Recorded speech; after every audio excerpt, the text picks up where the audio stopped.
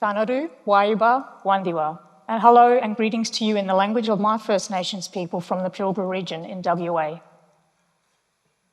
What I'm going to do today is a little bit different. What we do when we have storytelling is we're sitting in a yarning circle because our yarning circles do not have a power imbalance. It means that we are all at one level, there's no status, there's no power, we are one, and we share and we respect each other's stories. But before I do that, I would like to acknowledge the Whadjuk people of the Noongar Nation, on whose lands we are all blessed to live and also be here today. I acknowledge elders past and present and their continuing and evolving connection to land and country. And I'm very lucky to be able to raise my children here on Whadjuk Whadjuk. So thank you and join me in my yarning circle. The WA Aborigines Act of 1905 saw the Chief Protector of Aborigines have complete power over Aboriginal people. He also had guardianship over full-blood and half-caste children until the age of 16. This is when Aboriginal children were forcibly removed from their homes, snatched from their parents, and raised in missions, either as slaves or as stockmans. They disassociated, they had no connection to land or culture, they didn't know where they come from, and still today many are living with the impacts of not knowing their identity and family. Aboriginal people were not allowed to practice their language, their law, their culture, and in order to get from underneath this act, they had to apply to be a citizen of their own country. And under the 1944 Citizenship Act of WA, to get citizenship, you had to completely disassociate from all native connections, which meant you weren't able to speak with family. It also meant you had to apply for permits to enter into towns, you weren't allowed to be in town after 6 o'clock, and you had to get permission to marry. To me, it was Aboriginal culture had nothing of worth, and it was being judged against white man standards. A.O. Nevilles, the Chief Protector at the time, had a vision to breed out the coloured.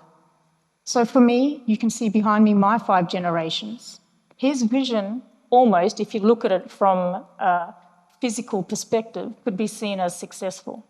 Yes, we may have lost our dark skin. Yes, my 5 generations may have changed in our eye colour, but we still stand strong and firm in the identity that we hold within our intrinsic culture as First Nations women here of this country. It's a funny saying, actually. It doesn't matter how much milk you put in tea, it's still tea. And you can see that up there behind me. So a little bit about me. I'm a Burungal Balya of the Nyiyaparli people from the Pilbara. My native lands are around the Newman area, but I was born and raised between Marble Bar and Port Hedland. I'm a proud descendant of the Lockyer and Dershaw families. I acknowledge my non-Indigenous father, a second-generation Australian who died from alcoholism when I was quite young. I also acknowledge my stepdad and his Te Rarawa connection to Te Kotahitanga Marae in Whangape.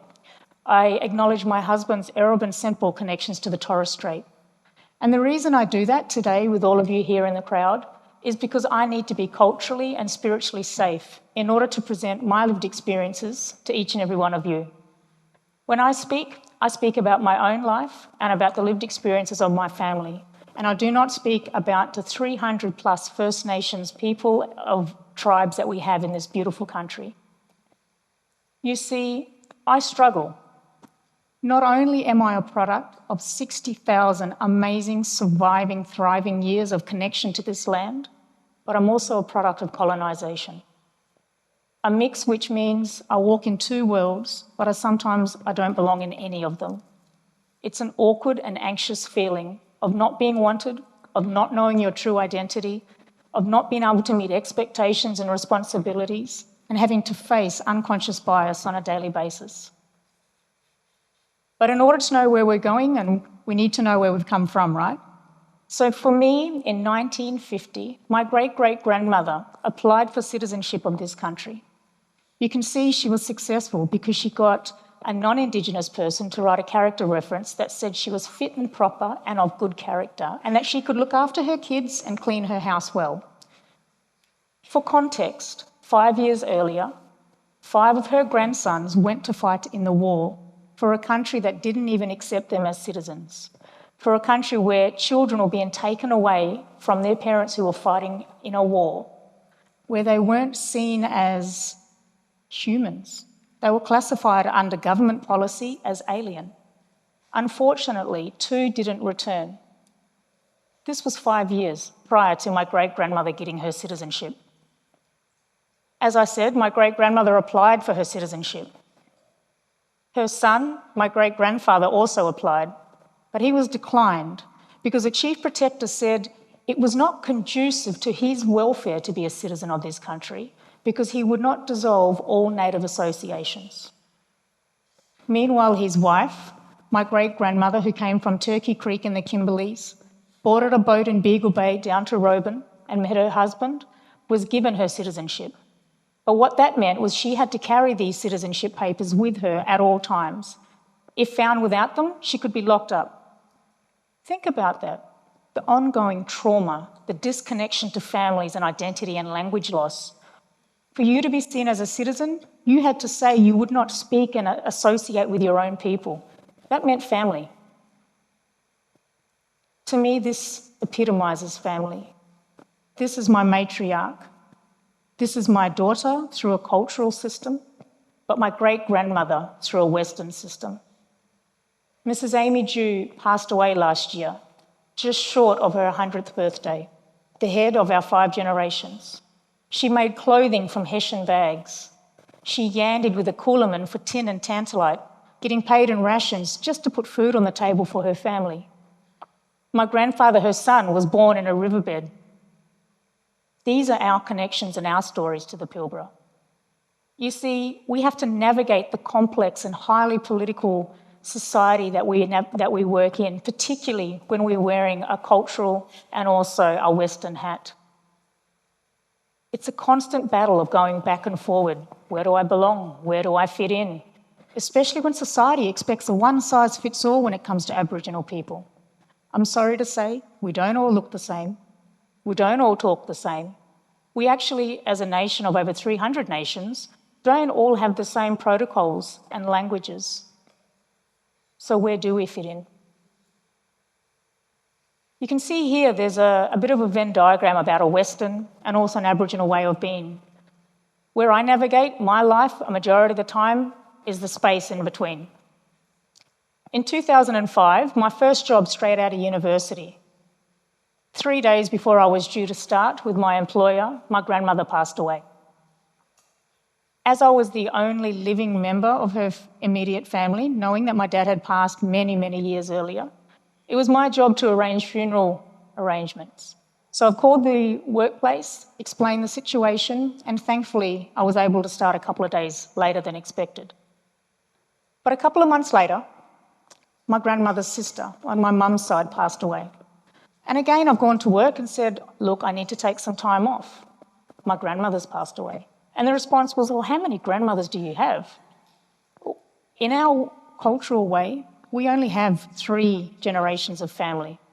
My grandmother's siblings are my grandparents, and there is no difference in our kinship responsibilities. We treat them, respect them, and serve them the same as if they were our direct or straight line family members.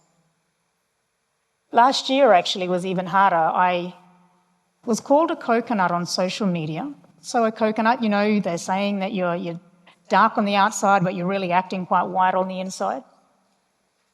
And it broke me because I worked so hard for social justice and equity. I worked so hard to be a voice for marginalised people. It really, really threw me. The reason she called me a coconut was because I choose to wear a greenstone around my neck. A greenstone in Maori ways represents safety and protection, and I do that because I acknowledge a man who didn't need to love me, he didn't need to accept me, he didn't need to raise me as his own, but he did from the age of 2. That is my identity. My dad chose me, and so why would I not be proud in including that in who I am? And why do I need somebody else in society to tell me whether or not it's okay for me to wear it? I got to a point where I don't care what you say. You are dealing with your own traumas, you're dealing with your own pain, and I wish nothing but the best for you. But I'm strong and firm in who I am. I'm strong and firm in what I know, and what matters to me is who accepts me. As long as my elders who lead the way accept who I am, as long as my stepdad chooses to accept me as his own, What does someone else's perception of me matter? It did shape me. And I've had a history of battling anxiety at a very high level because my past has been navigating a very difficult space. What do you do when your elders tell you to do something that is not legally correct? And you know that culturally you must do what your elders tell you. It's a position that I found myself in many times, to the point that I had burnt out, exhausted. But now I use that anxiety to energise me. It's where I get my passion, it's what motivates me. Yes, I get stuck in my head sometimes, but I also know that it's the anxiety that's there because I'm doing something right. It's about making changes and being the voice that I want to be. The story of being called a coconut is not just a one-off, it's something that happens all the time. It's lateral violence, the tall poppy syndrome, and unfortunately it's alive and well in our communities. As an Aboriginal woman, I find I'm constantly having to prove myself, as if no matter what I say or no matter what I do is ever going to be enough. You see, no matter if I try and dress like this, I'm told, who are you trying to impress? You think you're too good for us. Or if I go back and stand firm in being an Aboriginal person, suddenly I'm labelled and stereotyped through unconscious bias sometimes because I'm an Aboriginal person. Why can't people just accept me for who I am and what I present within myself? You know, sometimes I feel I don't belong in a Western world, I don't belong in a cultural world, so where do I belong? It has me questioning my worth, it has me questioning my career path, and also questioning my passions and hobbies. Is it worth constantly battling not just Western stereotypes, but the lateral violence of my own community? Or should I just go home, find a job where I can clock in at 9 o'clock and clock out at 5? You see, being Aboriginal, I don't get to clock out. I work all day in the space, and then I go home and juggle the community expectations, the family kinship responsibilities. It's a 24-hour job. Sometimes I feel like society expects me to choose one parent over the other, like the Australia Day debate. How many people all of a sudden want to hear what Jahna has to say about Australia Day? And then if I choose to celebrate, oh, what about your Aboriginal family? How are they feeling? This is a day of mass genocide. If I choose to not celebrate, oh, how dare you disrespect your father? Without colonisation, you wouldn't be here. So what do? I can't seem to get anything right. What do I choose personally? Well, I choose to celebrate multiculturalism and diversity. I choose to acknowledge hurts have occurred in the past and there's ongoing impacts and trauma to that today. And I would love to see a date where we as one country come together collectively, unified, and celebrate all together the amazing place that we get to call home. Does that mean I'm choosing our side in any way? As I've said previously, my worlds collide. But how can I make them coexist? Well, to me, it's around finding somewhere where I feel safe. And my current employment is that. It's my safe place. I have complete cultural safety. I get to use a platform to be a voice for marginalised people. I get to ensure that there's inclusive decision-making. There's an Aboriginal voice at the table. If we're in a program about Aboriginal people, we're working with Aboriginal people.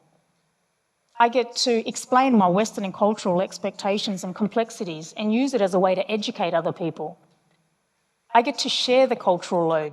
I'm not just the Aboriginal person in the business.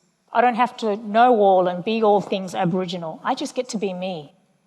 But more importantly, I get to smash through the unconscious bias, the stereotypes and the labels that are put upon us on a daily basis. What got me through it? Yeah, I broke. Yeah, I have anxiety. Yeah, I have struggles on a daily basis. But I found faith. I found safety in work. And I have an amazing supportive family who are my backbone whenever I need it. You see, we get to set the tone and the narratives for our stories. Not labels, not stereotypes, not anyone else's opinions for who I am, but myself. I get to say where I'm going. I live with the circumstances in which I make decisions. And more importantly, I don't allow anybody else to write my story for me.